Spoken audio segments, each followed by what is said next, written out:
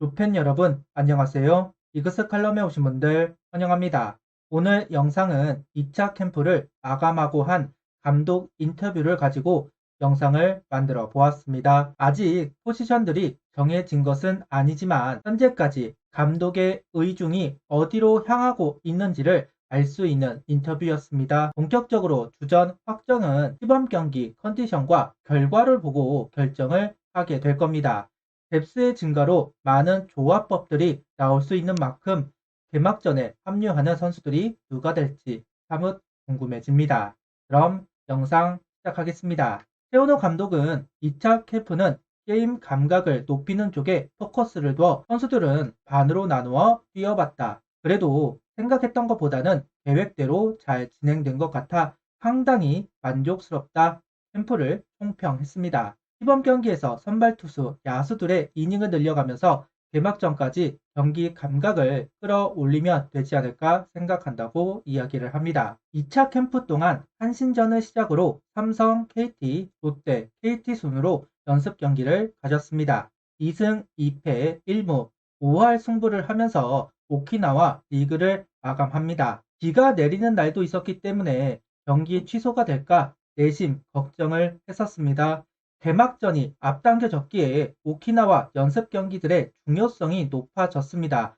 모두 경기를 해야만 했는데요. 다행히 계획된 경기들을 다 치를 수 있었습니다. 그 기간 동안 많은 테스트를 진행합니다. 일단 아직 5선발 경쟁도 현재 진행형이다. 루키 황준서 선수와 우한 김민우 선수가 치열하게 경합 중인 가운데 자완 김기중 선수와 우한 이태양 선수에게도 아직 가능성이 열려 있다.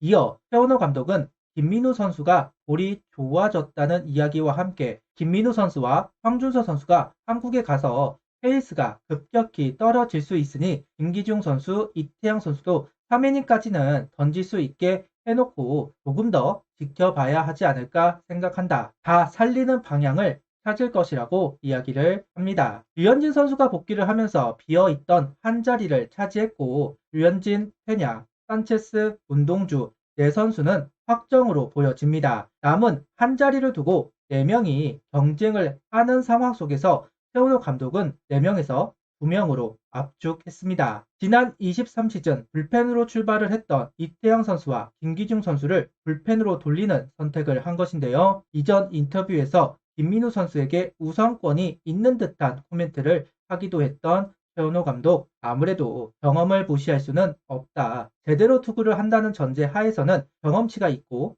특히 150이닝을 기대할 수 있는 김민우 선수이다 보니 5선발 경쟁에서 가장 앞서 나가는 선수는 김민우 선수로 보여집니다. 다만 업다운이 있는 김민우 선수이기 때문에 데뷔책은 항상 두어야만 합니다. 황준서 선수는 당연하고 경쟁을 했던 김기중, 이태양 선수도 언제든 투입을 할 수 있게 준비를 하고 있는 최원호 감독입니다. 주전 라인업을 이야기하면서 시범 경기에서 완성이 되겠지만 현재까지 놓고 봤을 때는 유격수는 하주석 선수가 조금 더 컨디션이 좋은 것 같다. 외야지는 페라자 한 명 빼고는 미정이라면서 1번 타자로 내세울 수 있는 최인호 선수와 정은호 선수 중 지금까지는 정은호 선수 페이스가 괜찮다. 오늘은 최인호 좌익수, 정은호 중견수로 세워봤는데 수비나 장타를 생각하면 이진영 선수가 들어가는 게 나을 수도 있다. 헤라자 선수가 중견수로 갔을 때는 김태현 선수 우익수 기용도 한번 생각해 볼 것이다. 이렇게 세 가지 플랜을 가지고 시범 경기를 하며 조금 고민해 봐야 할 것 같다는 최용호 감독입니다.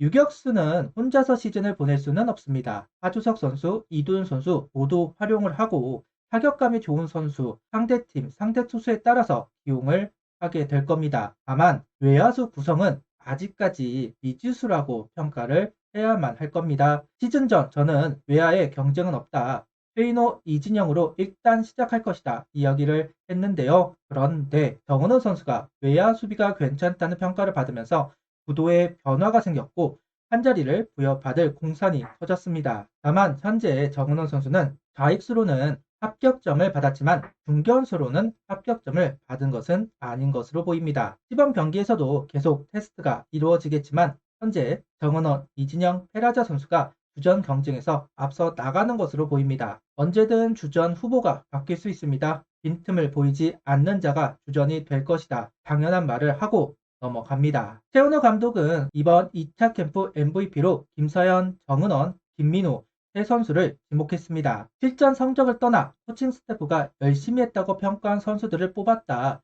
이들 동안 자신들의 역할에 대한 무게감을 깨닫고 있고 겨우내 굵은 땀방울을 흘렸다고 이야기를 전합니다. 호주 1차 캠프에서는 하주석 선수가 MVP를 받은 것으로 알고 있습니다. 주전 확정이 된 선수들보다는 애매하게 주전 백업에 물려있는 선수들에게 동기부여를 하고 있는 것이 아닌가 싶은데요. 그리고 자연스럽게 주전으로 택해도 뒷말이 나오지 않도록 MVP를 선정한 걸 수도 있을 것 같습니다. 거기에다가 5선발 김민우, 마무리 김서현, 외야수 정은원이라는 타이틀이 붙어본다면 하나의 숙제인 포지션에 들어갈 선수들이기도 합니다. 여러 보관을 가지고 MVP를 선정한 것 같습니다. 올 시즌 가장 큰 수확은 아픈 사람이 없다. 다행히도 아플까봐 걱정스러운 점도 없다는 부분입니다. 23시즌을 반추해보자면 1선발이었던 스미스 선수부터 김민우, 장민재 선수들이 아프면 안 되는데 우려를 했었고 박상훈 선수는 부상이 있었습니다. 시즌이 꼬일 수도 있는 지뢰들이 산재에 있었다. 하주석 선수 사고치기도 했고 김서현 선수의 논란도 있었습니다. 반면